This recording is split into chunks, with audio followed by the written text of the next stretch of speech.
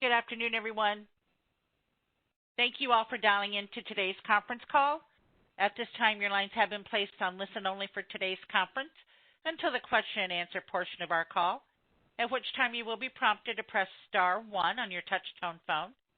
Please ensure that your line is unmuted and please record your name when prompted so that I may introduce you to ask your question.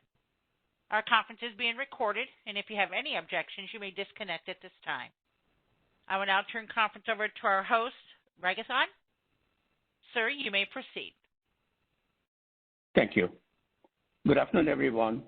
On behalf of the Division of State and Tribal Systems, I want to welcome you all to the webinar on Independent Verification and Validation, IV&V in short.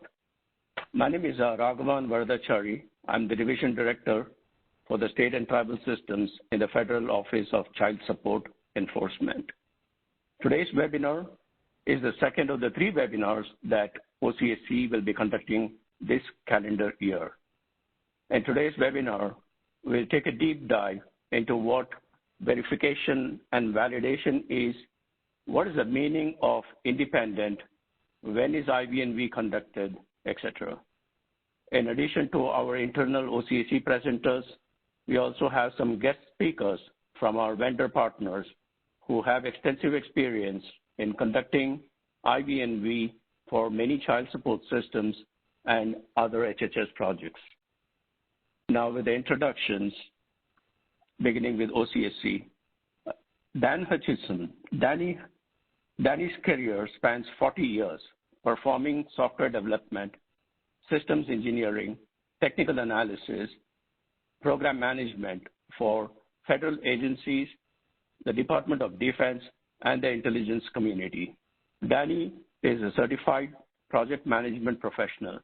He joined the Office of Child Support Enforcement's Division of State and Tribal Systems in 2017, performing dual role as a project manager and a backup analyst. He reviews artifacts associated with the child support enforcement systems, including independent verification and validation, RFPs, contracts, and reports.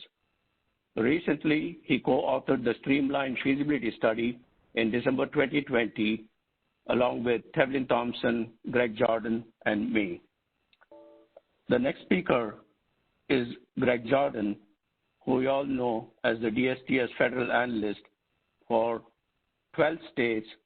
That includes Connecticut, Delaware, Maryland, Oklahoma, among others.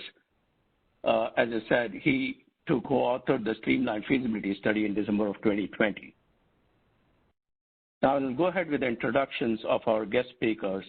The first company being KPMG.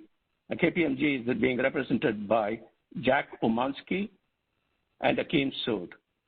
Jack is KPMG's National Lead Director for the Child Support Enforcement. He has assisted multiple states with their recent child support enforcement systems modernization projects in providing IV&V and various other services, including California, the District of Columbia, Delaware, Indiana, Massachusetts, New Jersey, among others. He's a certified project management professional and Scrum Master with 2 decades of public sector consulting experience. Also from KPMG, we have Akeem Sood. Akeem has 25 years in leadership roles in full life cycle systems development in HHS projects in child support, Medicaid, and eligibility systems. Over the last decade, Akeem has provided IV&V services and federal certification support to a number of states modernizing their child support systems, including DC, Delaware, Indiana, and Massachusetts. Next, we have speakers from Ernst & Young. And Ernst & Young is represented by Greg Williams and Sangeet Mohanty. Greg serves as Ernst & Young's IV&V leader for the government and public sector, as well as serving state and local accounts. He has 17 years of experience with more than 12 years with Ernst & Young LLP in providing advisory and assurance services to IT and business leaders, and 5 years prior to the firm in private sector accounting. Greg leads or has led multiple IV&V engagements for state health and human services program, as well as commercial clients.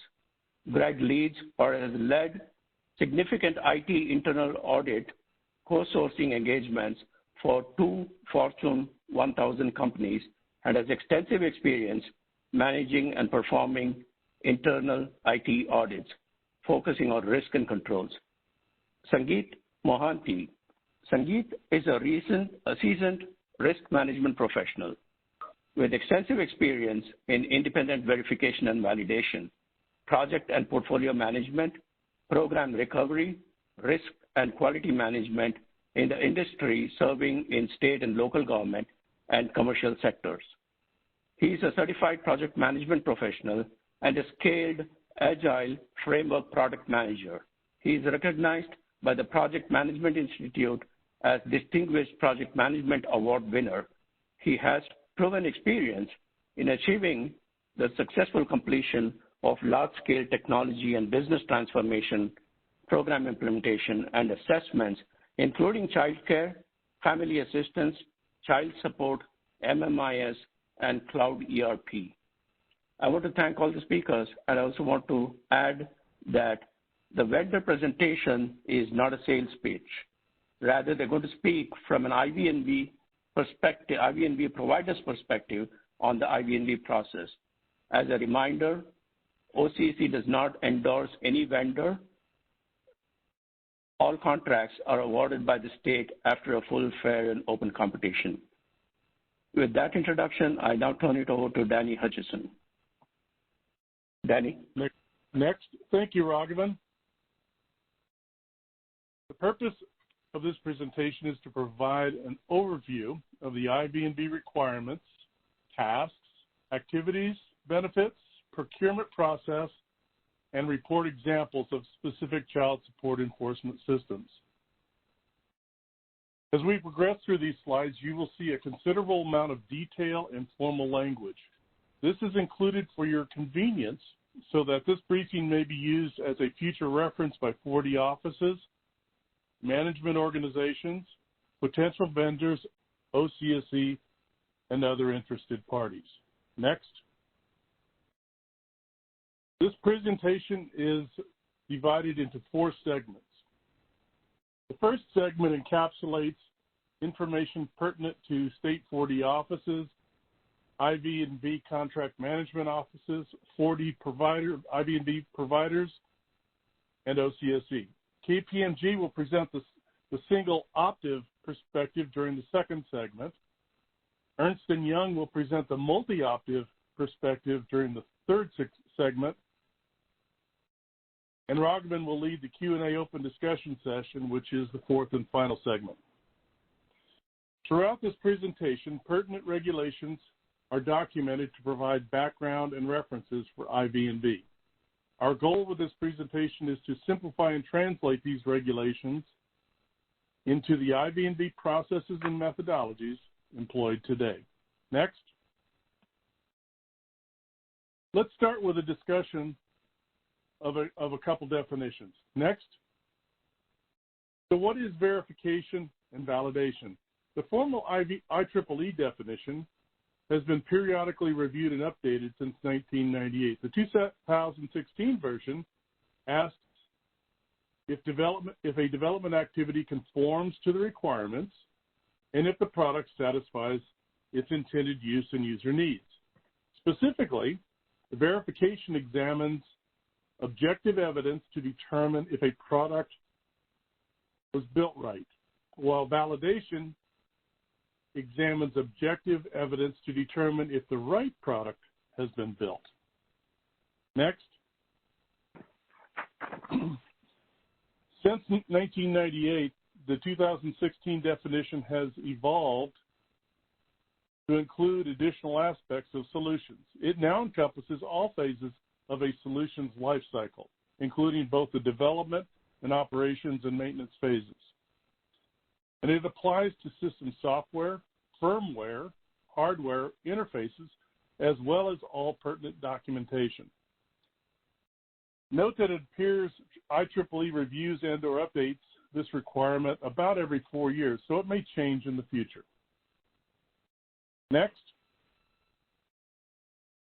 the formal definition of independent verification and validation may be found in the Code of Federal Regulations, or CFRs, specifically 45 CFR 95605 states that IV&V is a well-defined standard process for examining a project to determine adherence to industry standards and best practices, identify risks, and make recommendations for remediation. CFR 95626 and 30715 each have 3 parts. One part, which happens to be identical in both requirements, refines this definition, stating that IV&V efforts must be conducted by an entity that is independent from the state, and that the IV&V entity must prepare an IV&V management plan, consult with all stakeholders, and develop metrics that accurately reflect progress with the goal that ultimately leads to the successful completion of a project. Next. Using these basic definitions, let's do a quick overview of the IV&V assessment methodology specific to child support systems. By definition, a child support's IV&V assessment is conducted by a third-party provider that resides outside the outside the 4D office's decision-making chain of command. While IV&V activities tend to focus on programmatic tasks and deliverables, technical work products are also assessed. In sum, IV&V assessment goals emphasize or revolve around how to increase the probability of a project's overall success. Next.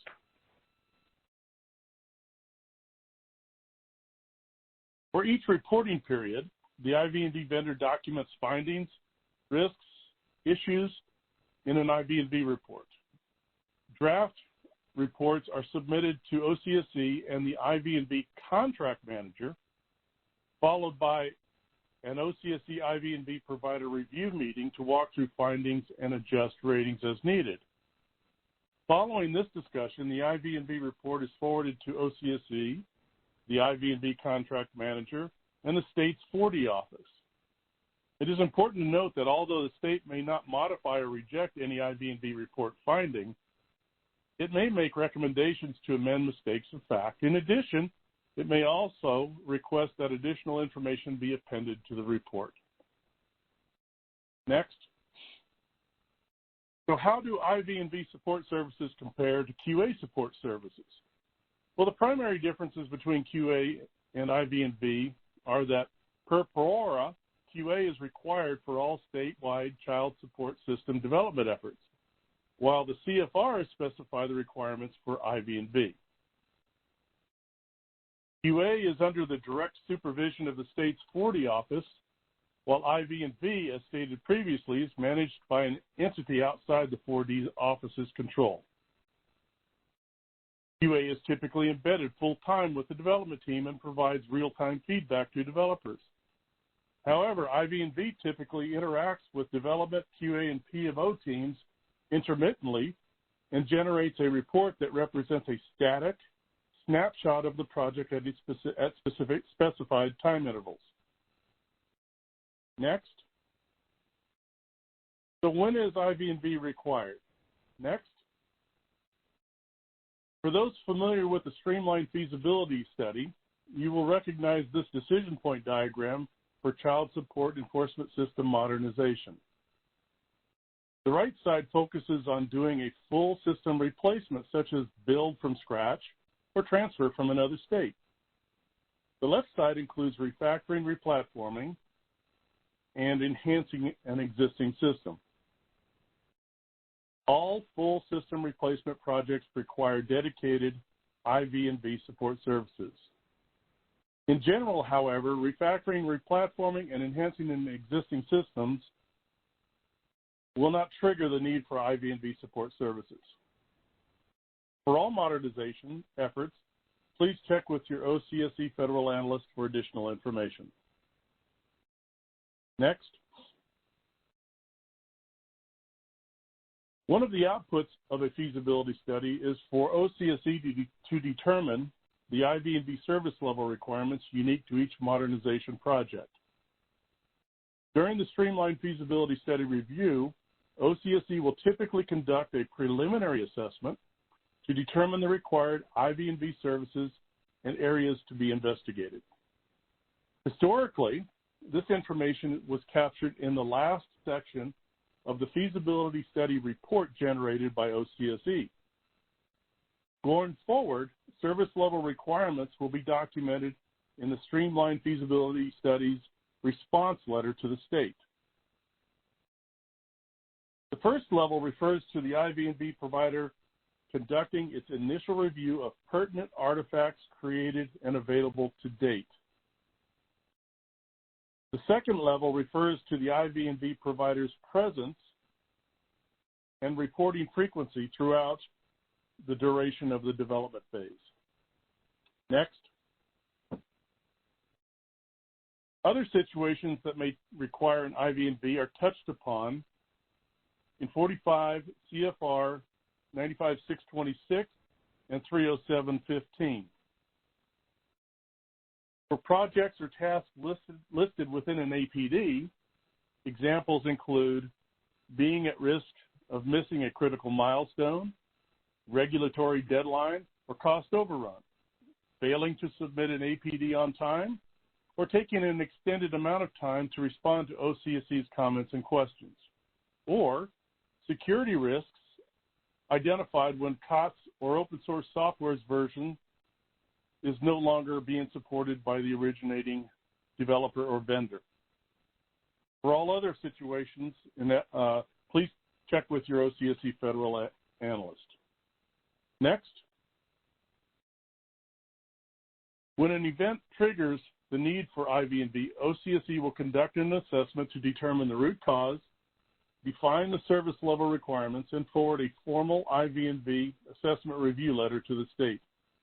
Note that depending upon the specific issue, continuous IV&V support may be required until the issue is resolved.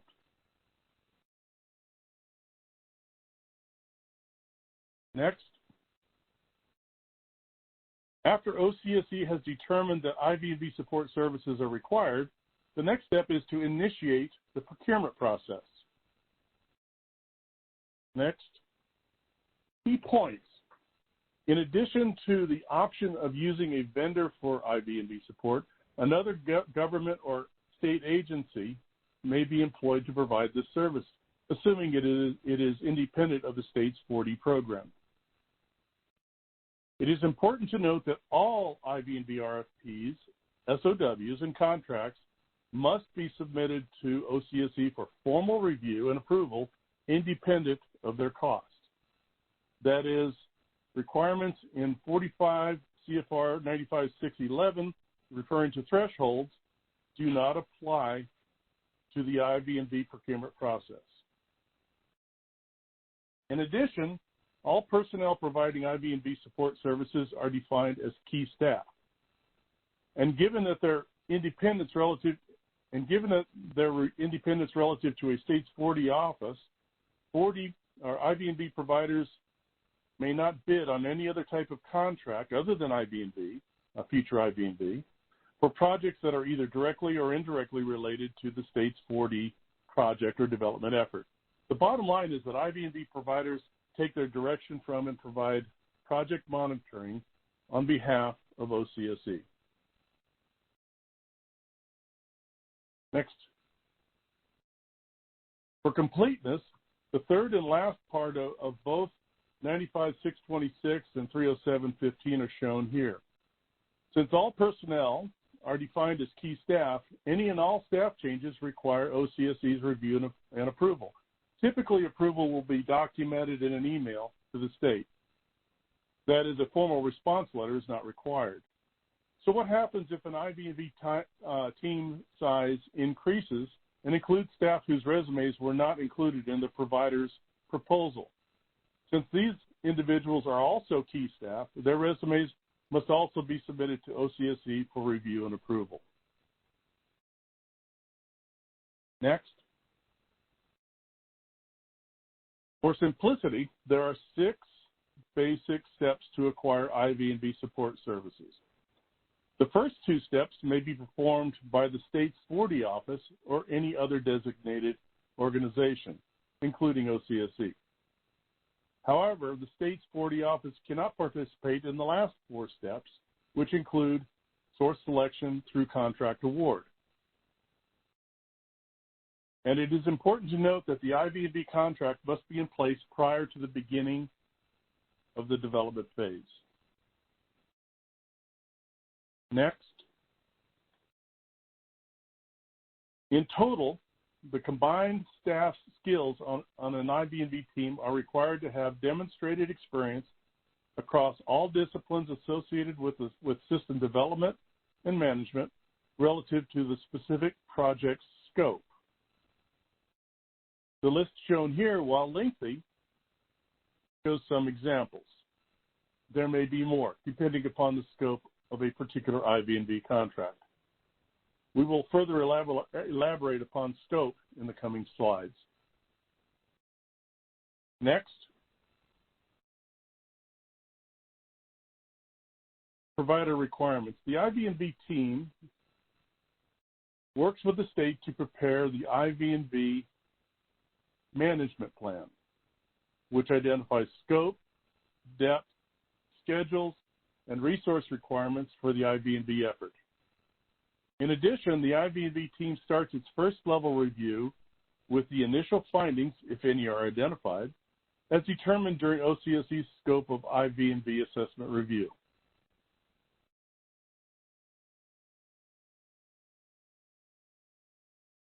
Next, assessment activities.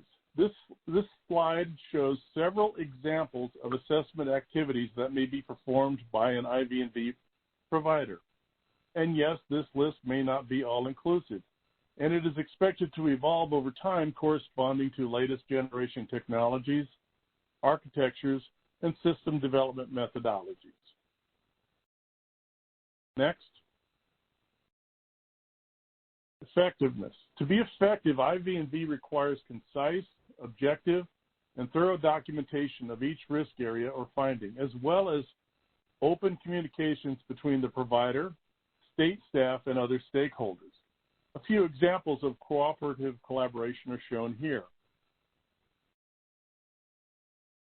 And of course, proactively addressing each risk area or finding in a timely manner is important towards ensuring that a project will be successfully completed on time, within budget, and meets user expectations.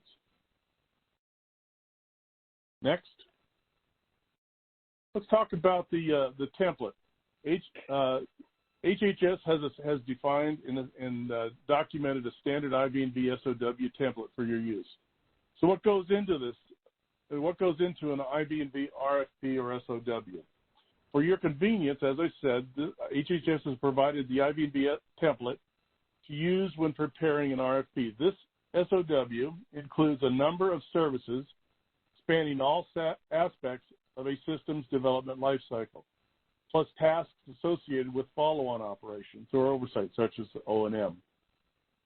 Significant topics in its outline are listed here. The example on the right side of the slide is for software development tasks. Although this template delineates SOW tasks, it does not fully define the scope of an overall IV&V support services for a given project. As we have seen in previous slides, scope is also driven by the system development project's focus areas. For example, the scope or level of effort to conduct IV&V services for a full child support enforcement system modernization project is significantly larger than the IV&V services required for an individual APD task monitoring, like resolution of a persistent security issue. However, modernizing a child support enforcement system while simultaneously integrating it into a state's enterprise or statewide solution may be significantly larger than the IV&V services conducted or required for just a federated child support system, a system that is developed completely separate from the enterprise solution. The bottom line is that both the project scope and the IV&V task need to be clearly defined within the RFP in order for IV&V contract costs to be accurately determined by potential bidders. Next, what does IV&V cost? Obviously, the second level requirement drives the frequency of preparing and delivering periodic IV&V reports. For example, if monthly reports are required, then the overall IV&V contract cost will typically be higher than if reports are only needed quarterly. Periodic reviews typically cost between $100K and $500K per assessment. And depending upon the modernization of project timeline, overall IV&V contract costs may range from $3 to $6 million. Next. Now let's take a look at a couple examples of information provided in IV&V reports. Next. Major activities. IV&V reports are standalone documents. Specifically, an IV&V report reader or reviewer cannot be expected to have immediate access to any project artifacts. Each report must clearly and thoroughly describe each finding, risk, and/or issue relative to the project scope and corresponding programmatics. For example, triple constraints known as cost, schedule, and performance. And while IV&V report format and content requirements are defined in the HHS IV&V SOW template, each IV&V provider has different techniques for presenting this information. Examples are shown on this slide's major activities for the month of October, as well as there will be a couple others on the next few slides. Next, please.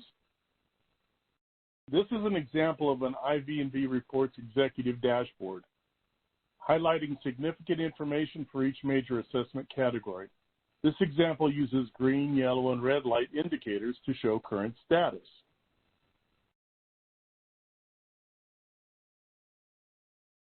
Next, another variant is called an analysis dashboard. This is a different technique for summarizing an IV&V reports dashboard by showing weekly status and progress towards continuous improvement. Now, while there's a lot of detail on this particular slide, one should note that one cannot infer that this IV&V provider is conducting a continuous level of service. This may simply be a single summary table in a quarterly report. Next. In this recommendations at a glance table, the report captures more detailed information as well as each recommendation's priority during the previous 12-month period.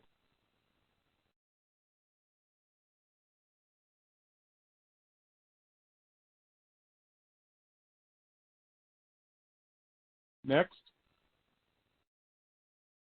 summary of open findings. This findings table appears to be a roll-up table covering about an 18-month period. Note that all of these findings have been assigned the priority level of urgent.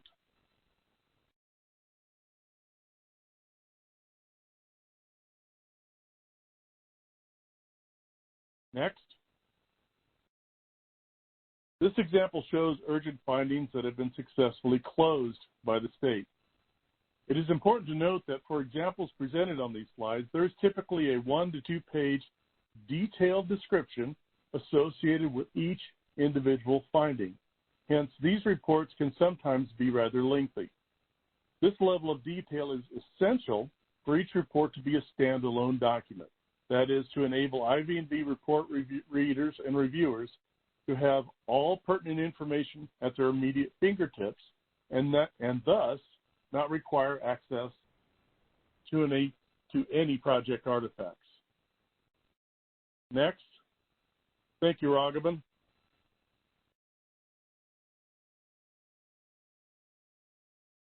Thank you, Danny. Now that we have provided an overview of the IV&V requirements and the procurements associated with IV&V, let's get an IV&V vendors perspective. And as I told earlier, KPMG is going to talk about the Single-OpDIV IV&V. And once again, KPMG is represented by Jack Umansky and Akeem Soot, who are going to discuss about Single-OpDIV IV&V. Over to you, Jack. Thank you so much, Raghavan. Just making sure you guys can hear. Yes. Okay, awesome. Thank you. Next, please. So we'll briefly just touch on, some of the benefits of IV&V, perhaps from our perspective and our experience in conducting IV&V over child support and other HHS systems in a number of states. We'll talk a little bit about a brief history of old themes from IV&V from even decades prior, states that implemented child support systems, in the 90s or the early 2000s. And then we'll talk some more, maybe in more detail about some of the more recent themes that we're seeing across the country from states that either recently modernized or are currently modernizing. Next. So just back to Raghavan's point about single-OpDIV and multiple, just, for everybody's kind of understanding, right, a single-OpDIV is when a state is implementing a standalone child support system versus where it is a part of an integrated eligibility or a larger enterprise project that is implementing, obviously, eligibility and MMIS and child support and TANF systems all together. So continuing on with benefits of IV&V, so as you guys saw from some of the earlier slides, the main point of IV&V, and even though it seemed perhaps very formal from the way that Danny presented some of it, the real benefits of IV&V is that if an IV&V provider has done this enough or has just generally good practical knowledge and experience from multiple HHS or child support systems, hopefully it helps you as a state 4D director or others that may be supporting you on these projects identify risks early. And as you guys know from basic PMBOK 101, the whole point of risk management is to identify risks early. If you can identify risks, you can come up with mitigation strategies, and you can work as a team to mitigate against those risks becoming issues and obviously impacting your project.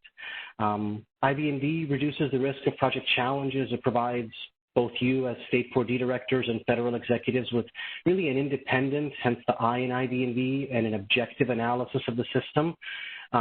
You may not always get that from your DDI vendors that are doing the implementation or others that are working and are obviously a bit biased in how they're reporting progress to you. Nobody likes to see projects fall behind, and nobody likes to create slides and status reports that show that as well. So this is really an independent and objective assessment of where your system and project are. It also provides management, so you guys and then your project directors and managers that are really overseeing these implementation projects with, better visibility into the progress and quality of what your DDI vendor is doing, or maybe your QA vendor sometimes, or others that might be participating on the project. And obviously it helps reduce errors in the work product. That's really the premise of IV&V. Obviously, if you reduce errors, you reduce rework, you reduce project delays, you reduce cost overruns. Next, please. This is kind of a silly slide, sort of ignore the dollars, obviously, but what this really shows is that the sooner you can identify a defect or a problem or a standard on a project that maybe is not ideal, the cheaper it is to fix it, right? So if you're building a system and you catch a defect or a problem once the system is implemented, it is far more expensive to go back and fix the underlying designs, code, retest, retrain, and all of the other things that a piece of functionality goes through. And so this really just highlights that, the more forward-looking you and your IV&V vendors can be to identify and determine potential problems, if it's with requirements or even earlier, the cheaper it is in the long run to get it corrected. Next, please. So we'll talk a little bit about history of kind of older IV&V stuff. Next. So The source of this actually, the graphics are obviously improved from what they were many years ago, but this was from a federal OCSE presentation about 17, 18 years ago or so.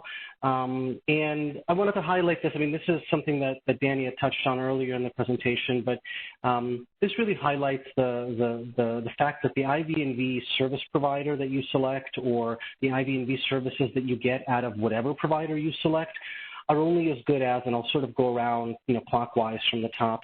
Obviously you need an IV&V provider that, has the skills and experience to do this, that can review systems integrator or DDI work products and look at the project holistically, and obviously the state buy-in into the process.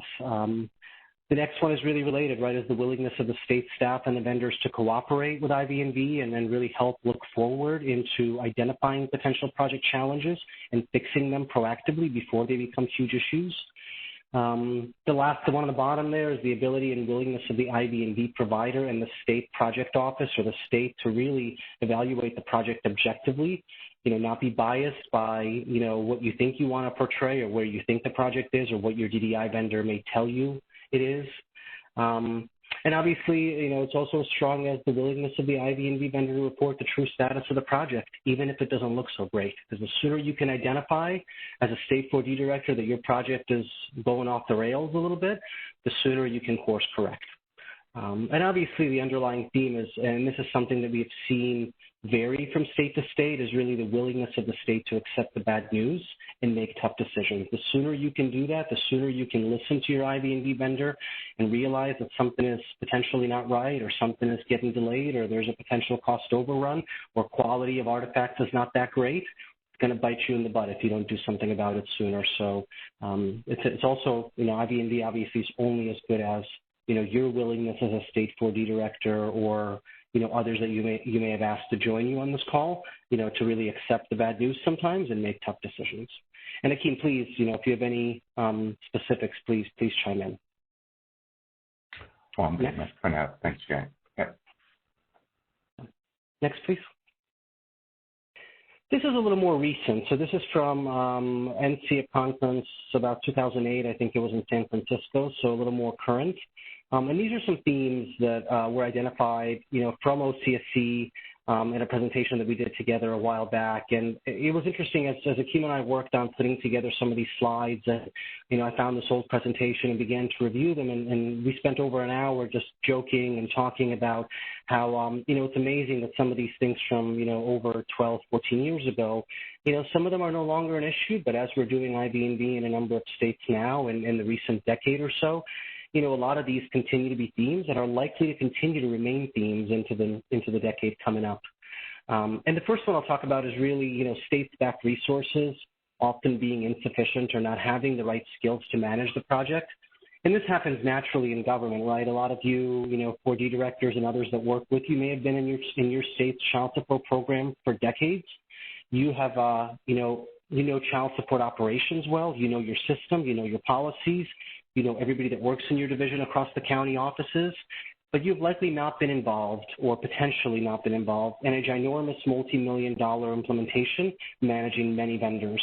And likely your staff, middle management staff or analysts that might be working with you that you may call upon to join you in this journey in building and modernizing a new system, they likely also maybe even have less experience than you, and they also likely have never been involved in overseeing a giant DDI vendor and a $50, $60, $100 million project with multiple vendors, lots of agencies to coordinate with.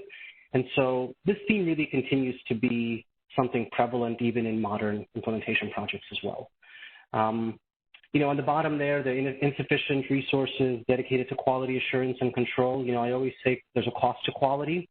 Right? It is a burden on the project sometimes. Sometimes it sucks hearing the bad news or realizing that some deliverables are not up to par. But if you remember that diagram, the sooner that your QA team or your QA vendor or your in-house resources that serve that QA function identify problems or quality resources, the cheaper it will be in the long run for you to fix them. And I won't cover all of these, but, there's a lot of themes here around active management of requirements, especially now as many states are, embracing the new agile way of doing things and building systems in a modular way, deploying functionality to production in pieces. especially actually more recently, several states are looking to do federal certification incrementally instead of spending 3, 4, 5 years building a system, deploying it statewide, and then spending over a year going through the federal certification process. Many states are planning to or are doing it during the course of the implementation along the way. And so all the more reason to really have tight controls over requirements traceability and requirements management. So I'll pause on that and kind of let you guys read maybe the rest, and maybe during the Q&A, if you guys had any questions about some of these, I thought it would be interesting to share some of the themes from prior IB&V reviews. Next, please. So I'll turn it over to Akeem to begin to cover some of the more recent themes. So these are maybe in the recent decade or so, maybe a little more. Just to see, how much has changed and how states are managing their DDI vendors and implementation projects more currently as compared to before. Thank you, Jack. Next, please. Yeah, so taking on what's been discussed thus far, so on these next couple of slides, what we want to do is just really cover some of the challenging areas, not everything, of course, but we've carved out some of the project discipline areas on these types of replacement projects. They're listed as challenges here. And so we wanted to just sort of go a little deeper here. I mean, we've heard a lot of general language on problems and themes and stuff like that, but we wanted to dig a little deeper on the patterns that we've observed recently and also currently in these modernization and replacement efforts, and also well, we tend to focus a lot of effort on it and bake into our recommendations ways to improve these areas. So, of course, the ultimate goal of all of this is to really improve the overall, the intent is to improve the overall positioning for a state, of course, for success, both during the project development and implementation, but also post-implementation as well, because that system hopefully has a long, healthy life with a lot of ongoing maintenance operations and enhancements. And so, part of an overarching theme to these projects is to develop the processes, tools, and methods that you can carry on forward for the lifetime of the system. So the first challenge area there is project management. Given the way these projects and efforts are structured from a staffing perspective, meaning, the project staff, right, is comprised, Jack was talking a little bit about this. So, of course, it's comprised by personnel from the state, but also you have multiple vendors as well. Typically, a given vendor will be responsible for a certain project discipline, whether it be DDI, design, development, implementation, or PMO or QA. There's a lot of mix of personnel across multiple organizations. So this inherently presents project management challenges.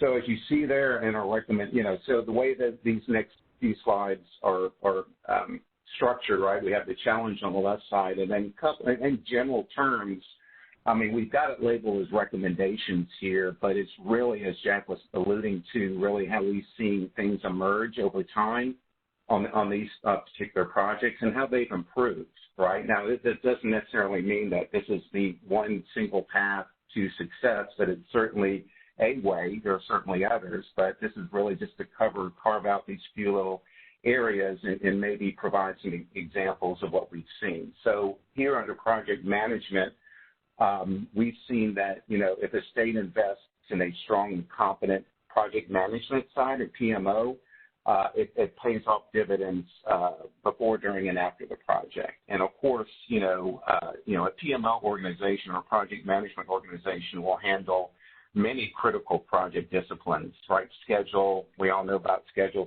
management, but it's also managing the vendor and the expectations upon the vendor, risk management, change control, among others. So if we look at schedule management, for example, even things as, deciding on what schedule management tool you decide to use is very important. Now, there's some very popular tools out there, but, people often, or projects don't often think what's the best one. Some project scheduling tools don't necessarily fit the software development methodology, right, especially in the advent of the agile software development methodology, which has gained a lot of traction and which we've seen all recent and new project startups adopt. So, things like that. And also, whoever is leading the PMO should have solid experience of whatever the chosen project management or schedule management tools are. Then there's vendor management, of course. A strong PMO will be able to establish, manage, and monitor state expectations placed upon vendors, because it's hard to do sometimes, right? They have their own priorities, state has their priorities, and there are conflicting priorities, and they may not explicitly come out, but they're there. But having a strong PMO will help to manage those and ensure that the priorities of the state and the 4D agency remain paramount throughout the project and in decision-making. We also have observed good PMOs will provide staff that could lead teams, right, in certain important critical disciplinary areas. For example, conversion, right, where you have conversion, which is typically part of these projects, regardless of the implementation approach, and you have people who are contributing on that across state, vendors, external organizations, things like that. So typically a good, strong PMO will have somebody who will lead that and make sure all the parties are playing nicely with each other, that appropriate planning and, execution activities are going, as well as reporting metrics and status to the state as well. And then there's the stakeholder and partner management side of it, which is just as important, and a good PMO will establish and monitor and also ensure necessary and timely communications for all stakeholders and partners. And that doesn't necessarily just mean sending emails. That includes facilitating get-to-know-you sessions, system demos along the way, all the things that really help to procure stakeholder and partner buy-in and continued cooperation. So that's kind of, and then on in the other bullets there, be specific about your vendor's responsibilities relative to the work plan. That's very important. One of our, what we've seen that's been very successful is having separate work plans or schedules, right, by the state, by the vendor, but have them integrated into a master schedule, which is also important. And then the last bullet there on maintaining true dependencies, it's important to have dependencies, not necessarily within teams, state, or vendors, but more cross-team dependencies. So, for example, with conversion, right, there, for example, the DDI vendor who typically runs conversion will have a lot of dependencies on the state to provide them certain, certain artifacts, extracts, et cetera. So it's good to have those in the project itself. In the schedule itself. Jack, anything to add to project management? No, I think that covers it well. I think, where you guys see PMO, obviously it could be internal. It doesn't need to be a vendor. If you have a strong project management organization internally, then that will be great. But it's, like Akeem said, super important for somebody to have experience in managing, multi-million-dollar contracts, multiple vendors getting along and playing together in the same sandbox, all towards a common goal. So certainly could be an internal team. And then in terms of the dependencies, child support systems have more interfaces and data exchanges with other state agencies and federal agencies than most other systems out there. So, your child support system likely interfaces with at least 70 to 80 participants, utility companies, DNA testing labs, tons of state agencies, multiple federal agencies, financial institutions, right? A lot of those also have conflicting priorities, have a lot of projects going on, have limited budgets. And so, knowing what those dependencies are and things that are not in your control sometimes because you can't tell them what to do and when to do it, those are the things that sometimes, not sometimes, but on most projects will cause delays. So it's really important to know what those dependencies are and manage them, actively. Okay, great. And so on requirements management, an often overlooked area, but equally important. Before procurement begins and before the RFP, typically states will have some, well, hopefully all, but at least some, a good bit of system requirements defined to some degree and in some form before the procurement happens from outputs from previous efforts, whatnot. So if possible, it's really beneficial to include this in the RFP along with the state expectations for requirements management up front, so the DDI vendor knows what to expect and knows, how to plan and can come in with a plan of action to handle requirements, because no matter the software development methodology chosen, whether it's waterfall, not that anybody's doing that anymore, but even in an agile world, it's best and recommended to define, confirm, and baseline all system requirements before really commencing DDI activities. And, second bullet there, stipulated requirements management plan as early as possible. That is very, very important because requirements management starts from day one, obviously including the fact that, defining and establishing them and getting those baseline and getting those confirmed. And even, again, going back to tool usage with the schedule, just like with the schedule, requirements management is really it's important on the tool selection, right? You want a tool that supports a full breadth of capabilities for requirements management, including support for real-time and near-time traceability reporting. And also, if possible, and what we do on a case-by-case basis, if we think the project can handle it, it's also good for the project to incorporate requirements management strategy that'll help put the state in a better position to create the federal certification questionnaire needed to request formal request certification. It's kind of the idea is while you're there, you might as well go ahead and include the information that you can use in the future. So there's a lot that could be, again, it's an overlooked area. It tends to be an area that's done up front and forgotten about, but it's really important to do it, have a plan of action, and come into this and maintain it throughout. And then on the Fed Cert requirements management expectations, there are system requirements, and then a subset of those, typically a big subset of those, obviously, are the Fed Cert requirements as well, which are typically functional in nature, but there are some of the non-functional variety. But there should be, as part of the management strategy, to include a period reporting of a progression towards meeting federal certification requirements, no matter the software development methodology, no matter the implementation approach, because it's always a good, you have a schedule, of course, you have other metrics by which you're measuring project progression, but this is certainly a key point and a key thing to do also to measure by virtue of how you're progressing towards meeting requirements. And what I mean by that is develop and successfully tested the functionality that reflects those requirements.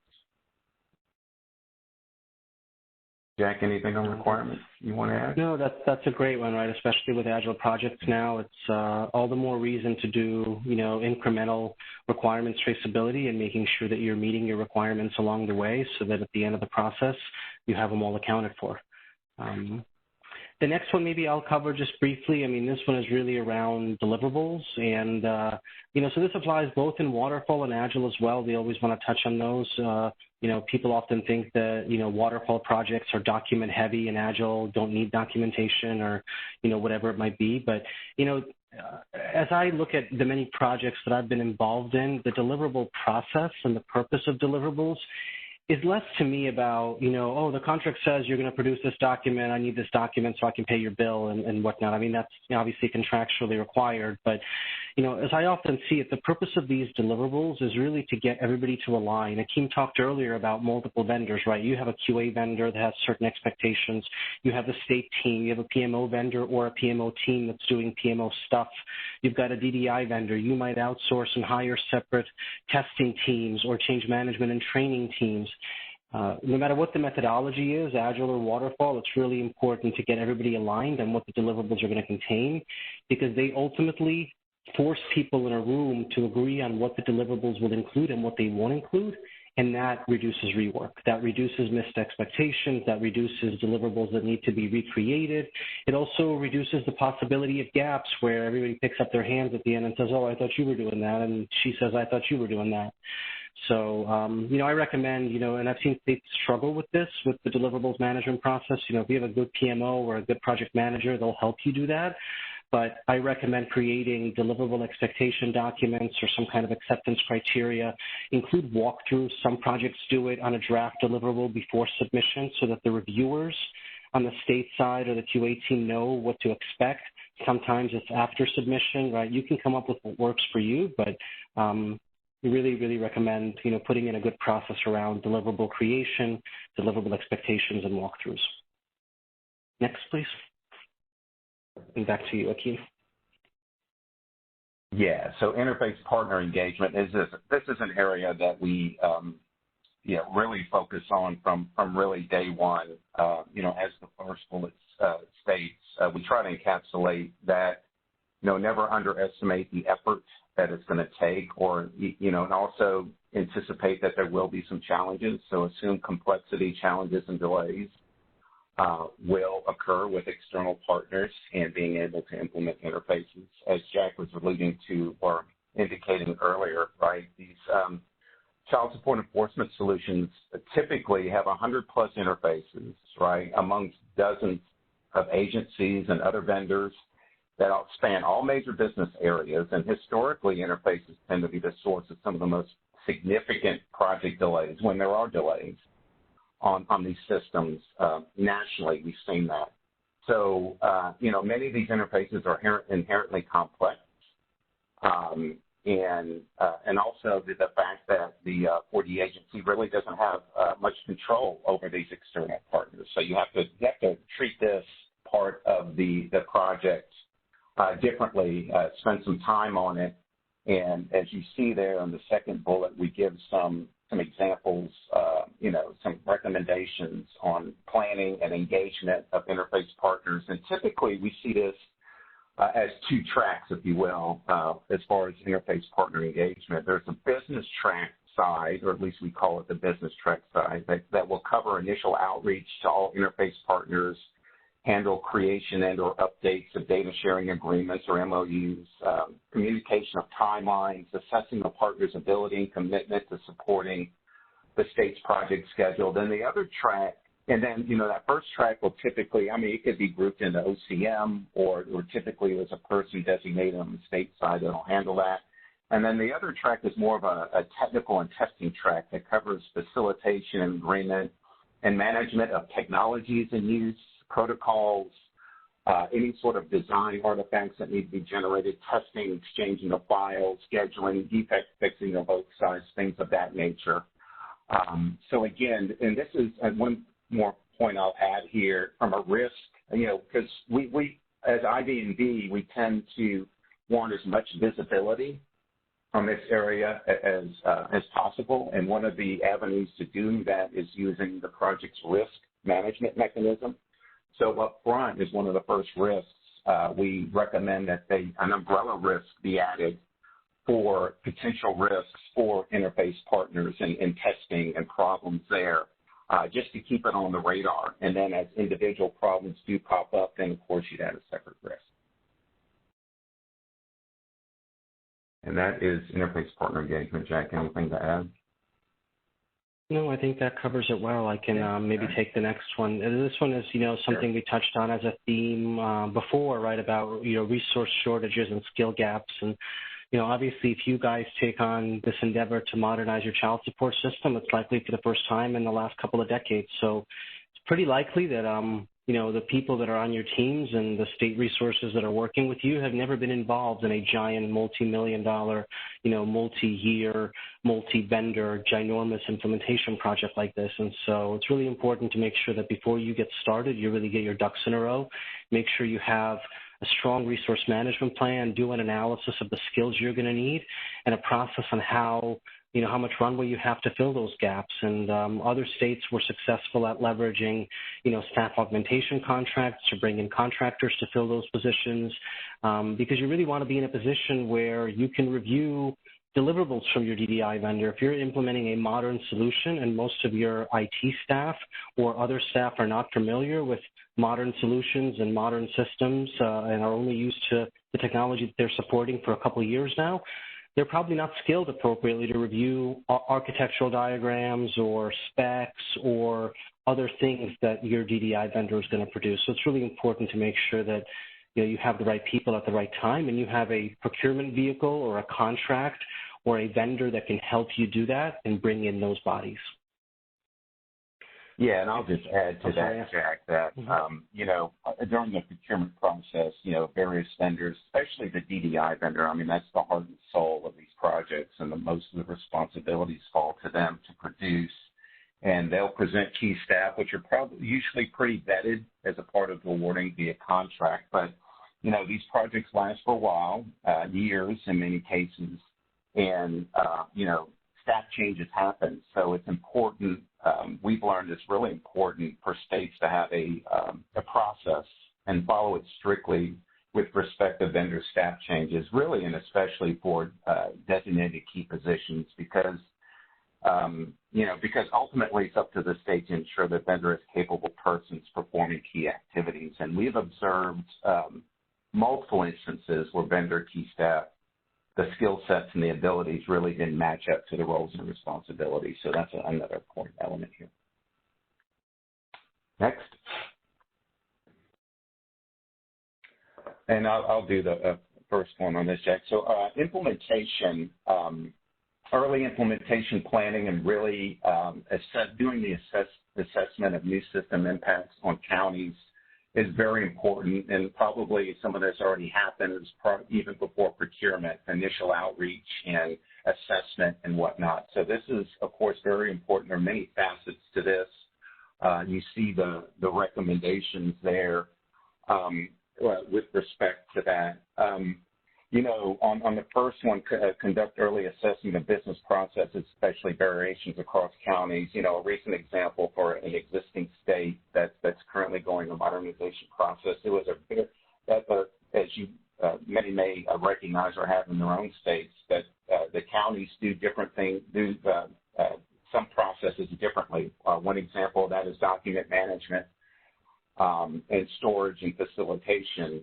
Some counties may have a system to do it, so other counties may not, and they do it manually or varying the systems. And when you go to modernize a system, you need everybody to have a uniform solution. And there's a lot of work in pre-planning that goes into that, and it's almost its own little separate mini project. So that's just an example of that. And then the second bullet is also very important when we recommend you know, creating advocates, what we call champions for the new system, and identifying those folks early. You know, this has ties to establishing good and timely communications with stakeholders and partners. And these advocates are also potential valuable resources for things like user acceptance testing and or executing implementation activities, especially when you have a phased rollout approach.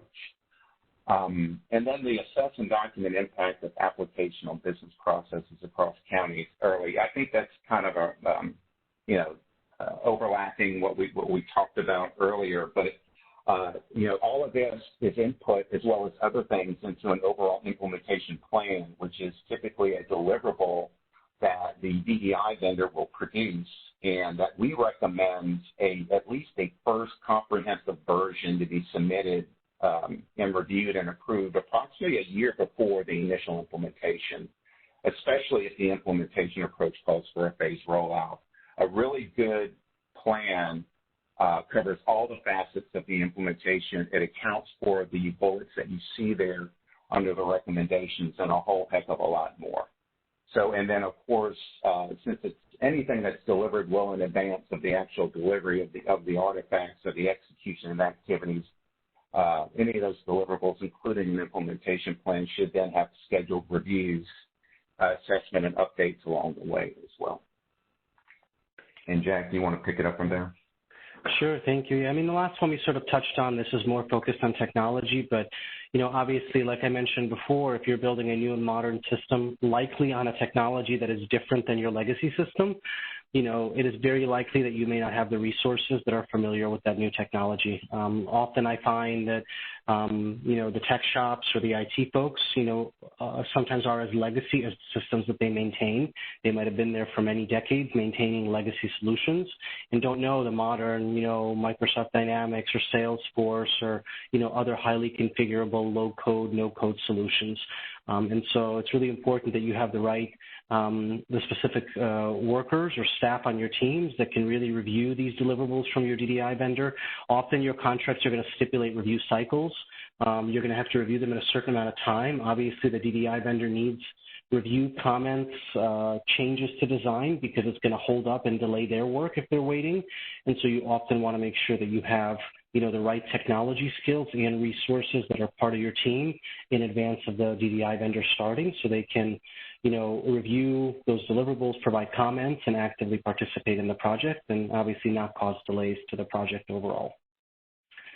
So I'll leave it at that. I'm sorry, go ahead. Well, yeah, just to add to that, of course, as Danny was showing in his slides too, part of IV&V's purview is also to review the technology to make sure it's a fit that'll work in the system and things of that nature. But it's also helpful as well, of course, somebody on the state side representing their interests, right? And also not just for project development, but going on in the post-implementation world to have somebody who has the skill sets and the knowledge for the technologies and use. Thank you. I think that covers our slides. I think we'll turn it back over to you, Raghavan or Danny.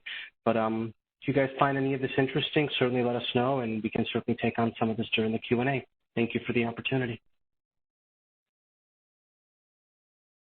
Thank you, Jack and Akeem. Jack, thanks for clarifying what a single-OpDIV and multi-OpDIV is. I'm sorry that I didn't touch upon that earlier. OpDIVs is generally short form for operating divisions, and it's an HHS term that we often use. As Jack pointed out, single-OpDIV could be for one agency within HHS. It could be either for child support, Children's Bureau, or the CMS.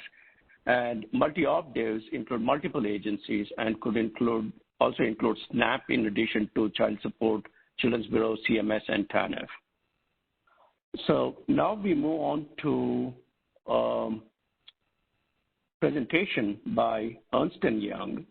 And Ernst & Young is a provider that provides IB&V services currently to the state of Maryland on an enterprise project which encompasses child support, Children's Bureau, TANF, and SNAP.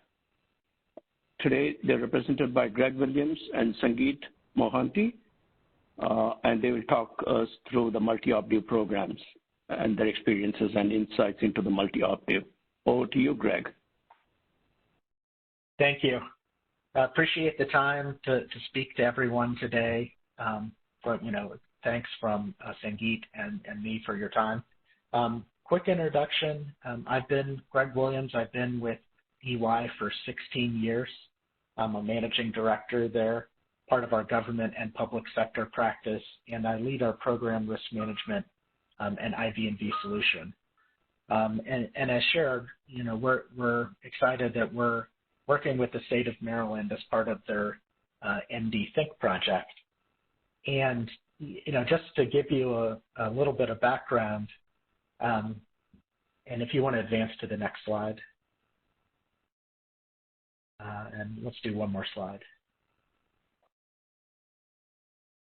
So I'll give you a little bit of background here on MD Think.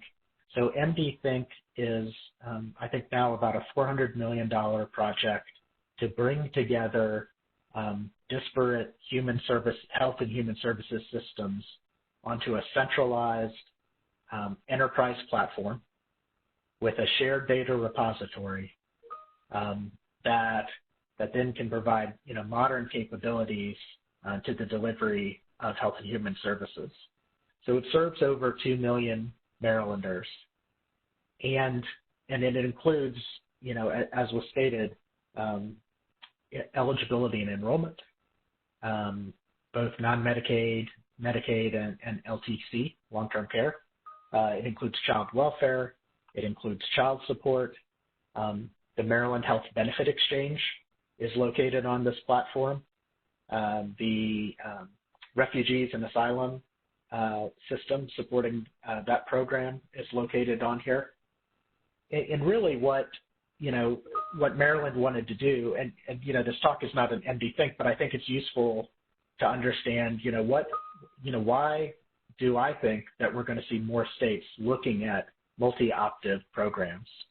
And it's because, Maryland and many other states found that the 20% of constituents that they serve with these different human services programs often overlap across those programs. And so if we think about, how do we deliver a better outcome to the constituents that we're serving, why shouldn't we be able to easily look across the different levers of assistance that we can provide and tailor a program and make it easy for the constituent to access those services to get them on a path to self-sufficiency? As I had, not in Maryland, but in an adjacent state, the Department of Social Services commissioner say to me, I want, humans to be able to do what humans do well and have technology do everything else.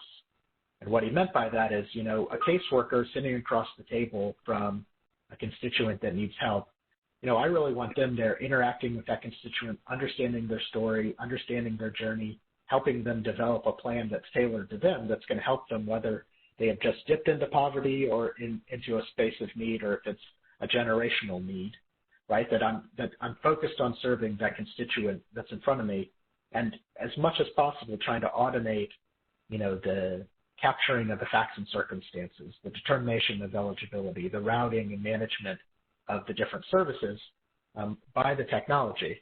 And, because it's one set of constituents that we serve with these programs in many cases, but each of the federal programs looks at them slightly differently based on what that funding comes from. And so that's what the multi-OpDIV programs are. They're often, it could be like MD Think, where the level of integration is they've got an integrated platform and data, but then each of the program applications, Secretary Padilla describes it like an airport. So there's a shared infrastructure, and then there's wings or hangars where, child welfare, where E&E, where child support hang off of that shared platform.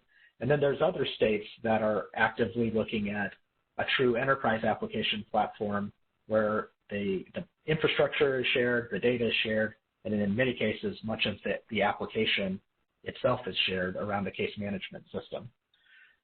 So, that's the benefit, is how do we really effectively serve the constituent across all of the different levers of assistance that the state and through the federal programs can provide. But then what that brings different from a single OpDIV is there's multiple federal partners that need to be actively engaged and communicated to throughout the process. There's multiple federal programs and program requirements that need to be considered as that enterprise platform is built out.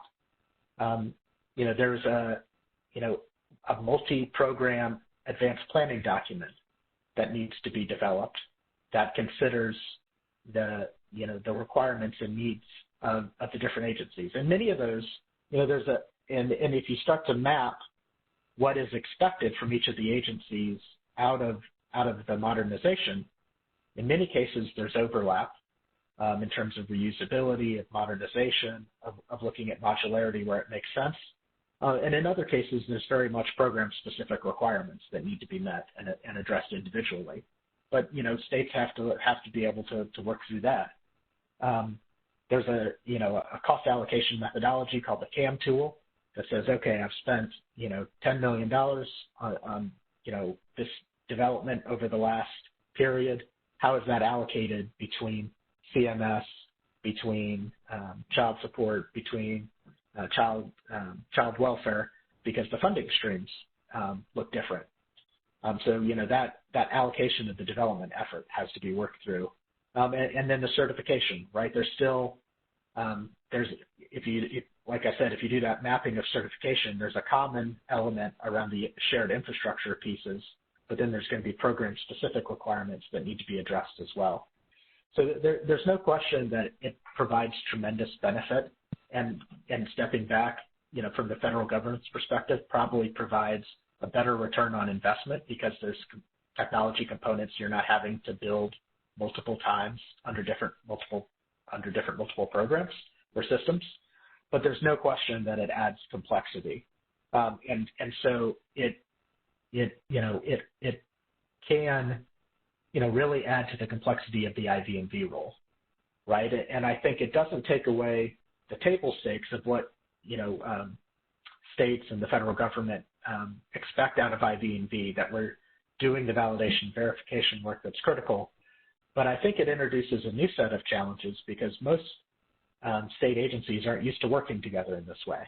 How do we share responsibility? How do I make sure my needs are being addressed? So I really think And we really encourage states and the federal programs to look at using IV&V in addition to those table stakes requirements as an advisor to help really focus on, how does the program navigate the multi-agency, the number of stakeholders, and really drive to that successful outcome, which is a platform that delivers on all of these program requirements that's designed to make those outcomes better.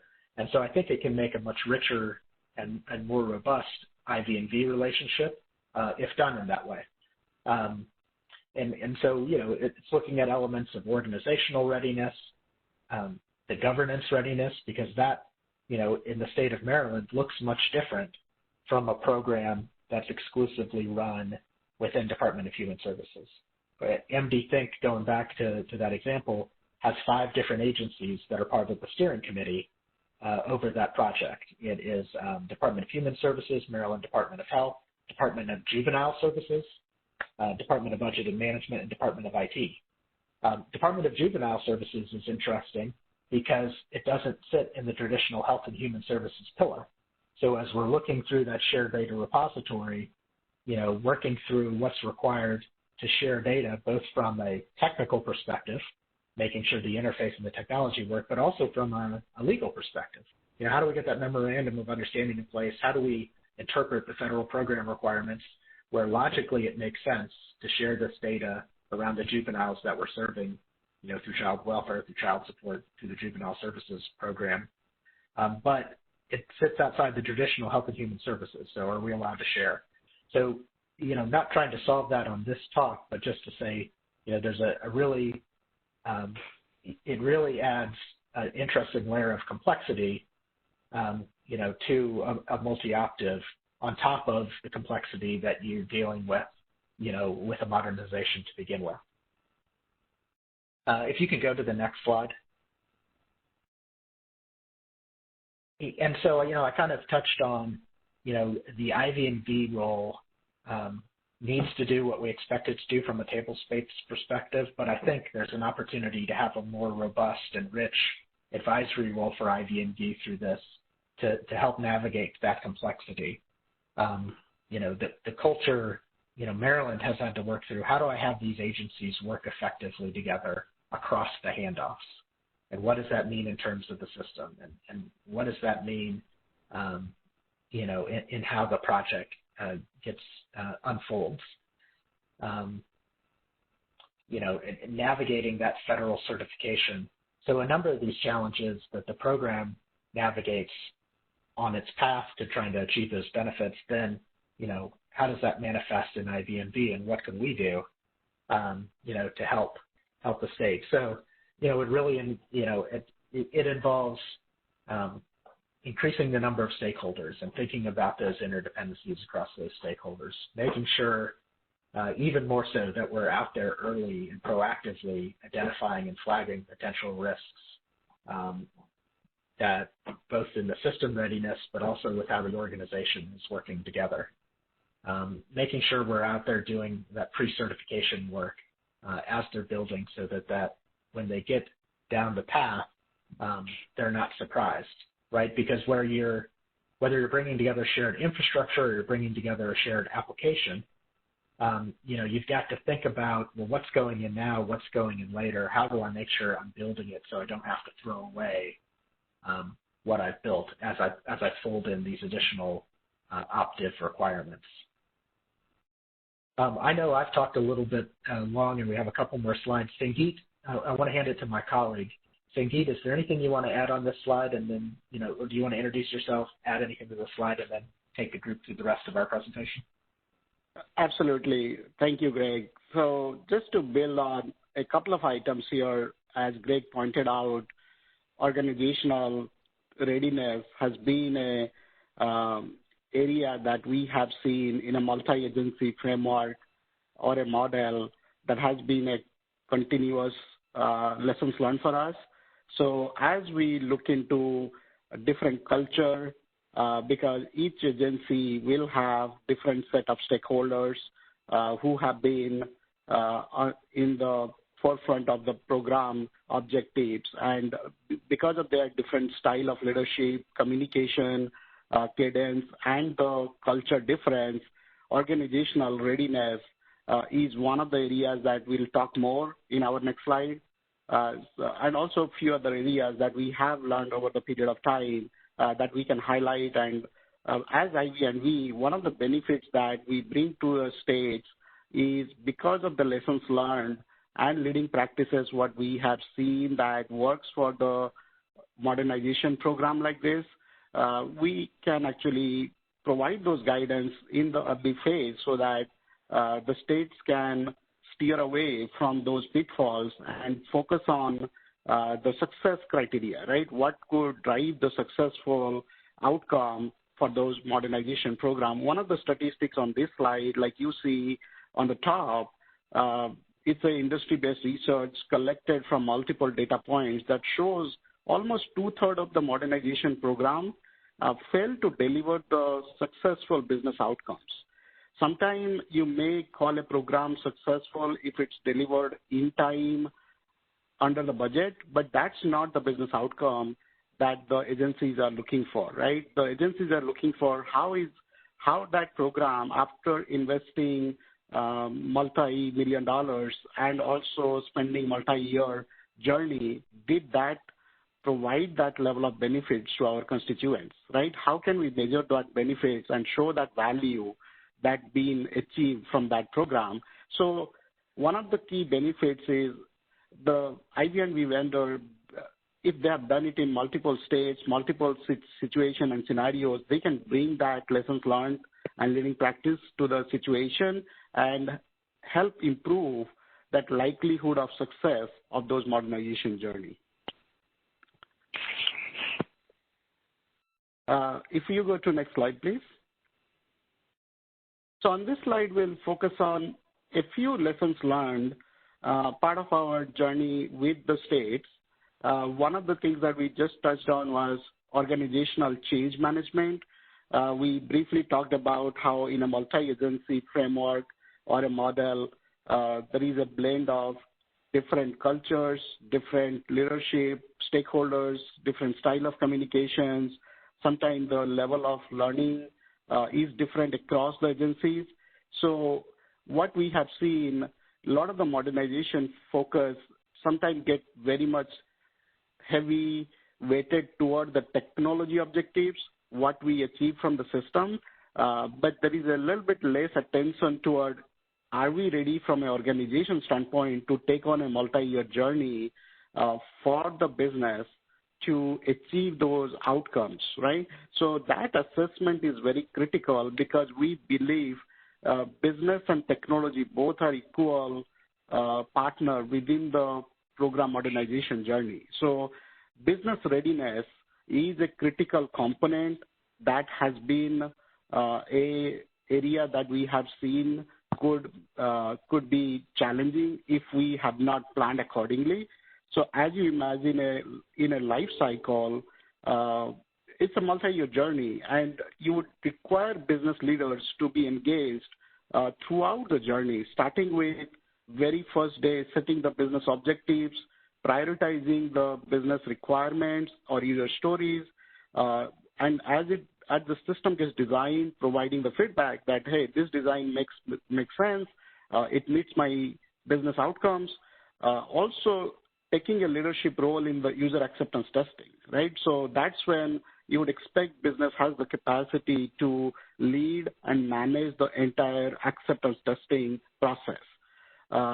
Even though there is a strong technology vendor, they can only take the program to a certain extent up to the design, develop, and testing from their end.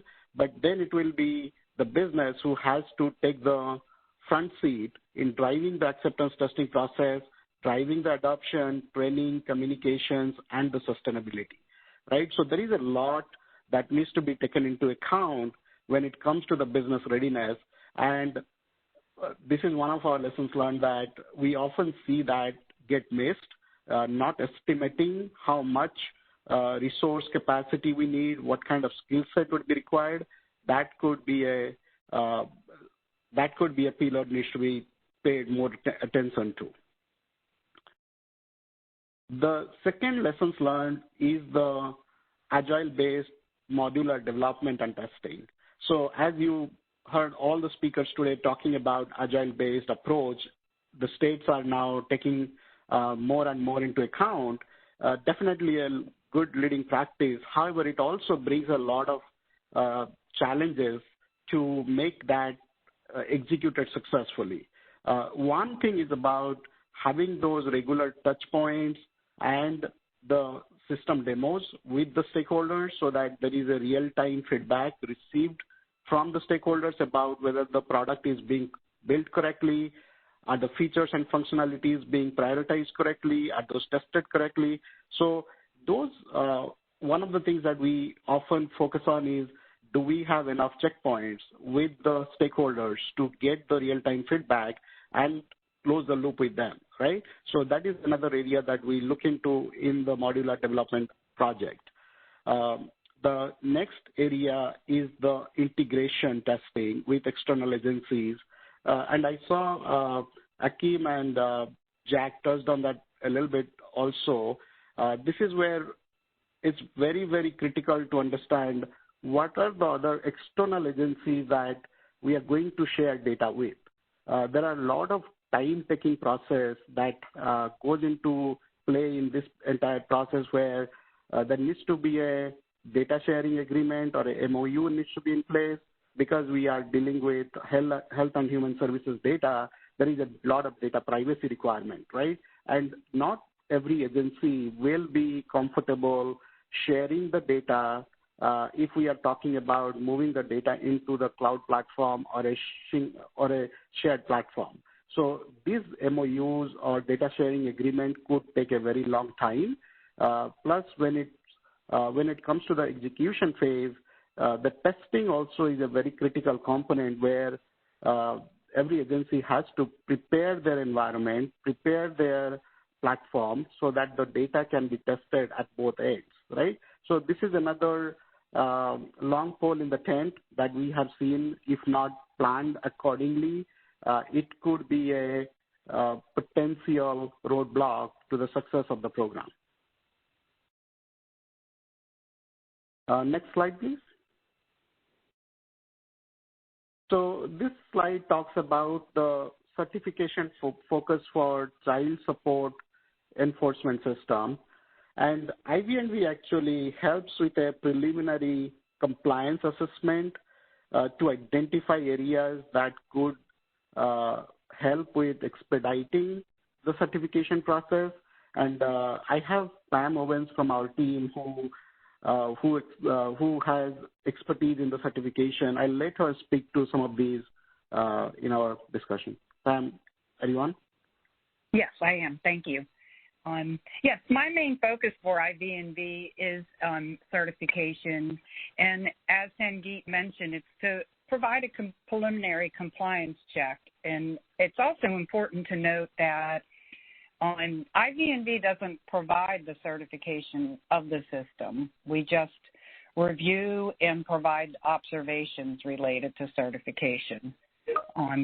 So the compliance to the ACF requirements, there's three important items to remember, and that's obviously requirements traceability, and that's traceability of that certification questionnaire that has the requirements, and it's tracing those to the test cases. It's interface readiness, which there was a lot of discussion of that on previous slides, and it's making sure that we're verifying the requirements related to the exchange of the data. And the other thing that's important is it's critical to have someone on the program side and as well as on the development team that monitors the compliance status of all the ACF requirements. So let's touch on the Federal Distribution Test Deck. We're all well aware of what this is. On the processing scenarios, they highlight the key features of the federal processing requirements. And it's a good way to have early identification. It provides that preliminary view of the system's distribution capabilities for the appropriate allocation of of payments. And as we all know, distribution is a very important part of the child support system. So I'll just go through some of our key findings. And this was mentioned earlier also, it's the involvement of stakeholders. You know, getting that early involvement for defining system requirements and also future state business practices. So, and that early buy-in, it's very important to increase the cooperation with the development staff. And in addition, collaboration early in the testing process increases the likelihood of the successful system go live.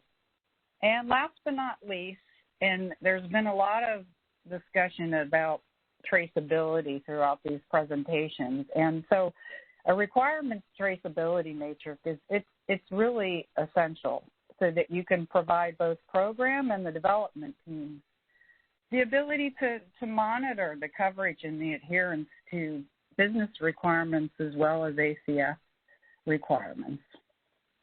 And Sangeet, that's all I have. I'll put it back to you. Yep, thank you, Pam.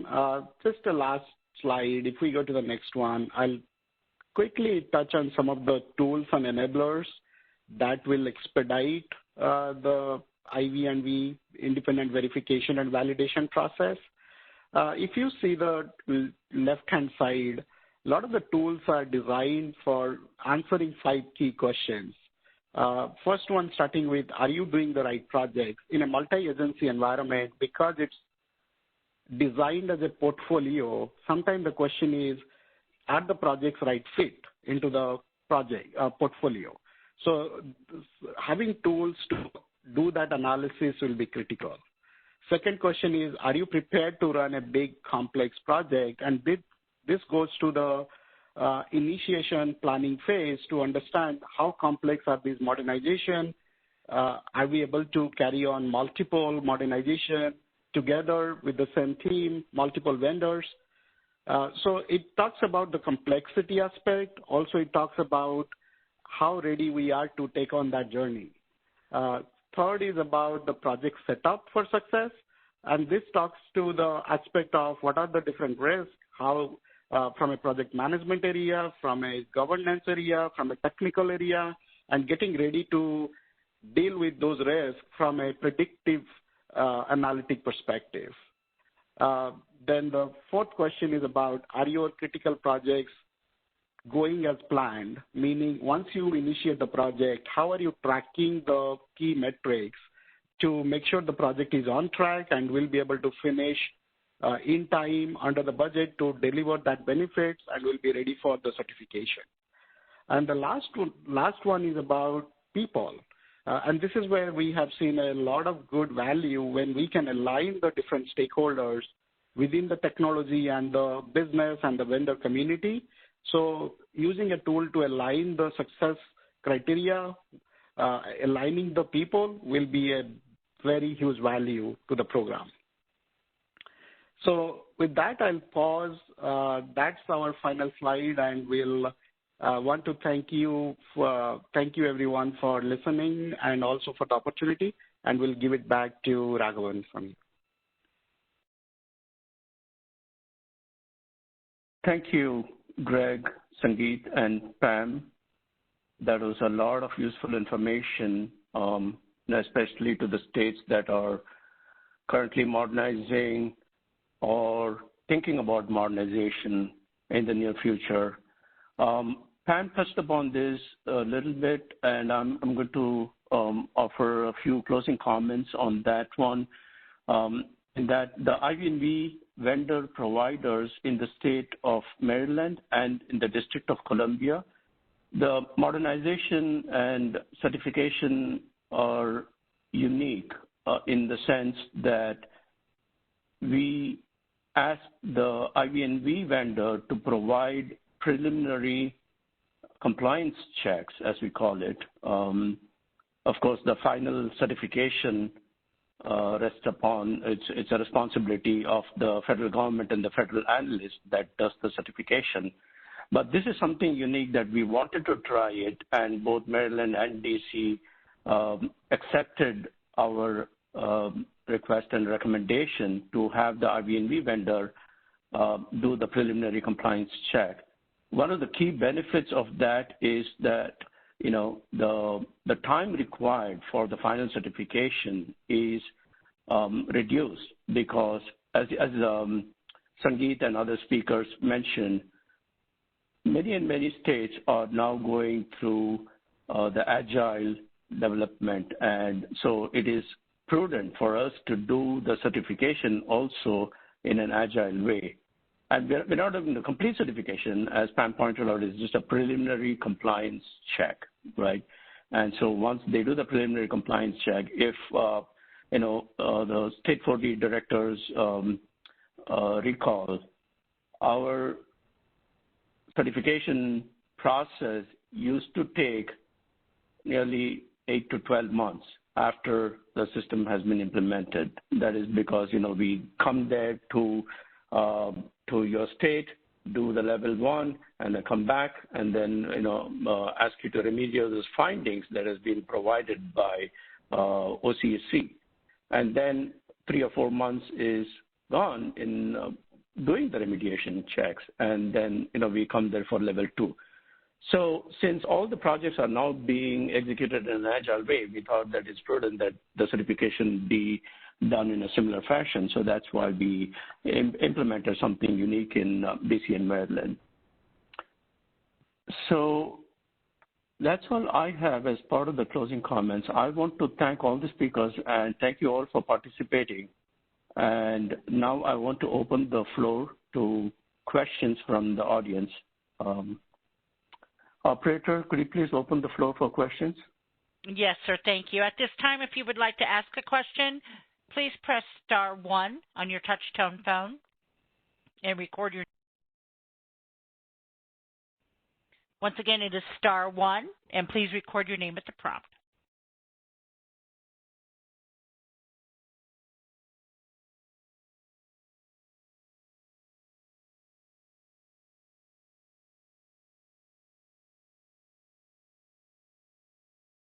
So I'd like to mention that the chat box is also open. The chat is being monitored by Aisha, so you can also send your questions via chat.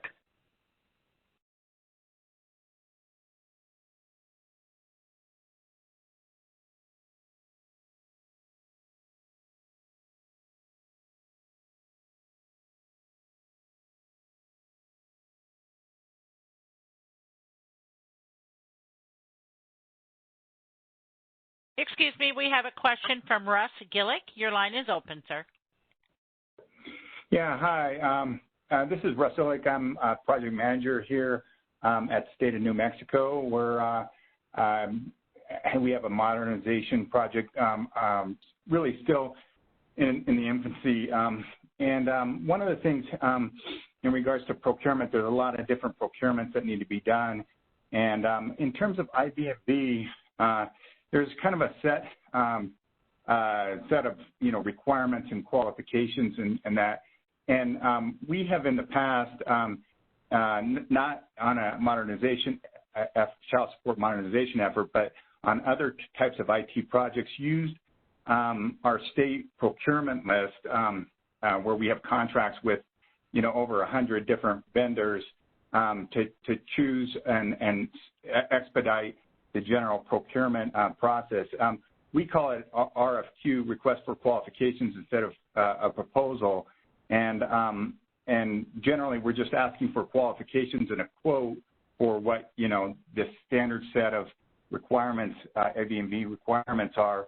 And I'm just curious whether the OCSE is finding that's an appropriate or common procurement method. So, Russ, this is Raghavan, and if I understand your question correctly, I think you are trying to say that you have a list of vendors that provide services as a master contractor list or something like that. Is that right? That's correct. Yeah, vendors get on our state pricing list by entering into specific contracts with the state for a variety of different services at specified, rates per hour for, different types of expertise. And we often use that list to really expedite, a procurement, especially one that isn't as varied. Obviously, a DDI procurement is one that, must go out to RFP, but for something like IB&V where the deliverables are pretty well defined and their function is well developed in the industry as in general, we sometimes go to this list to again expedite the procurement. I was just wondering whether OCSE sees that across other states. So IB&V is a specialized field, okay? Not many vendors are there in the marketplace to provide that kind of services.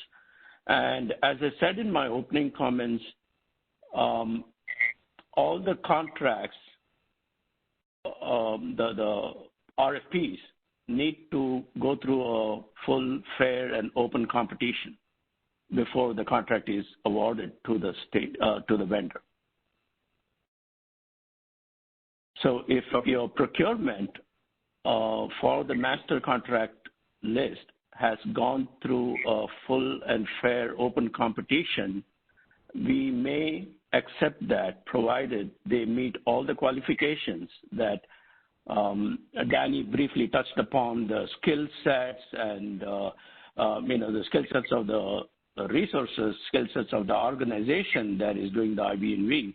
If they meet the qualifications, yes, we can do that. But you need to prove to us that the procurement was done in full and open competition. Sure.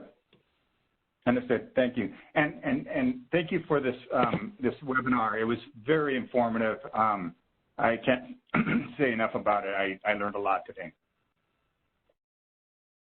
Thank you for your question, Russ. Yeah, this is Greg, Joe. I just want to add to that.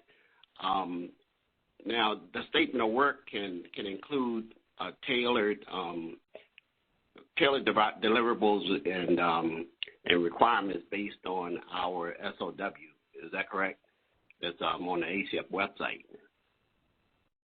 Now, for that procurement, we would normally require an independent entity to procure from that master contract outside of the state umbrella agency.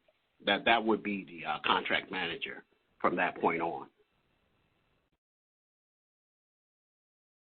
Yes. Yeah. Thanks for chiming in, Greg. Yes. As indicated in our earlier slides, the IB&V contract resides outside of the umbrella agency, meaning outside of the 4D, outside of the IT office that manages the DDI vendor, the QA vendor, and all other vendors that the program is managing. So it could be residing with some other agencies, like let's say your Department of Health and Human Services has this child support, or Department of Human Services has the child support contracts with DDI and is managing the program.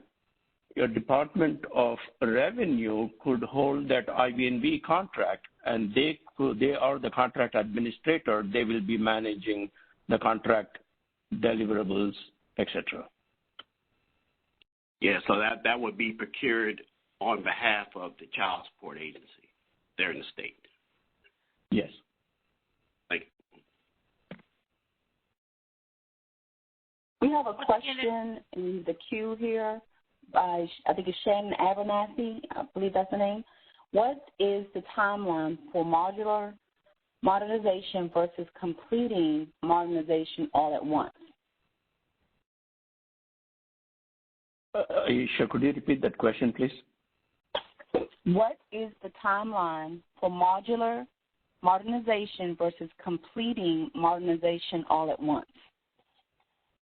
So as I said, there is a reduced time when we go modular, right? After the completion of each module, let's say you do the case initiation or the case enforcement, the locate, paternity establishment. You develop all these modules, and after the development is complete and it has been and let's say that it has gone through the user acceptance and you have no defects in the, you would potentially ask, if you're going to adopt the way that DC and Maryland did, asking the IV&V vendor, they could potentially do the preliminary compliance check, and the timeline could be really shortened in terms of the modular components.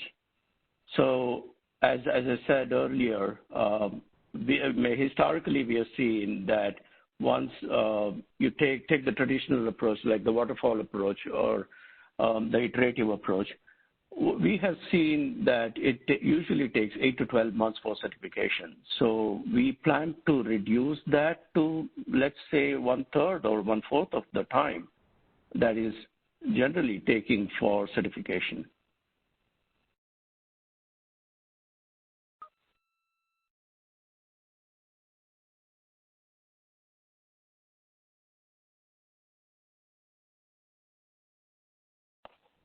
Okay, Raghavan, we have another question.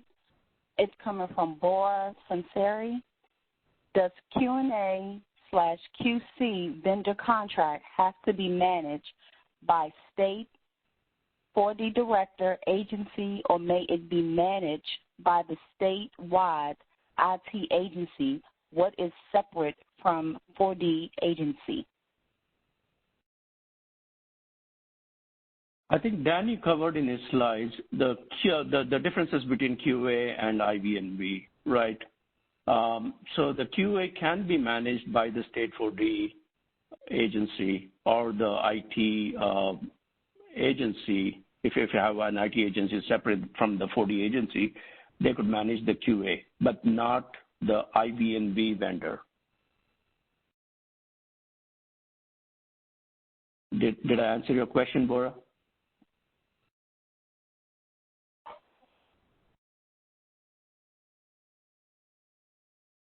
She said yes. Thank you. Any other questions that we can answer? Once again, if you would like to ask a question on the phone, please press *1 and record your name at this time. Okay, I see another question in the chat box. It says, how far in advance of the DDI being contracted should the IV&V vendor be onboarded?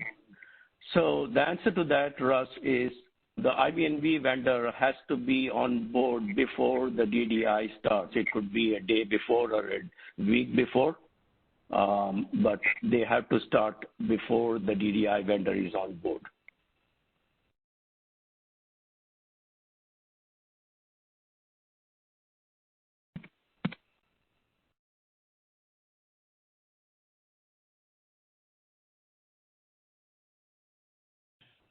We have no further questions on the phone at this time. I'll also add to something that I said now. If you had asked this question, how much longer the IV&V vendor has to stay after the project is implemented, I would typically say that they need to stay after the certification is completed for at least 1 quarter after the certification has been complete.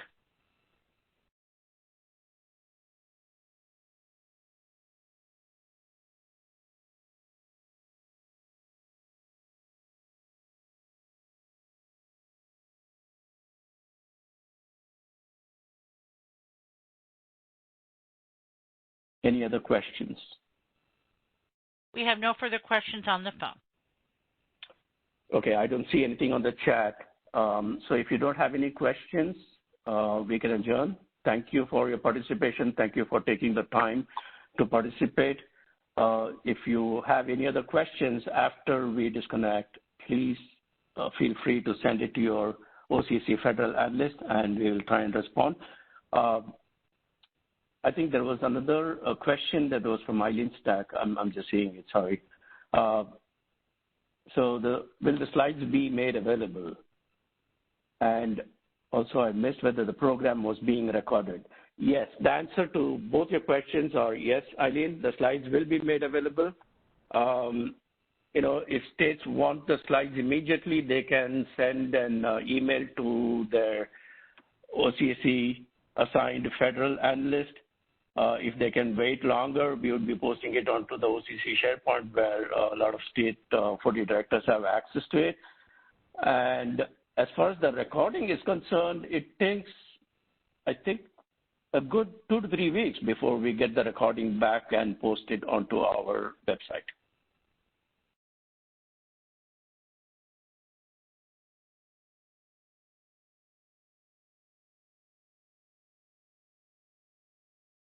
So I see no further questions, so we will adjourn. Thank you so much again, and I look forward to talk to you in our third webinar, possibly in the month of November.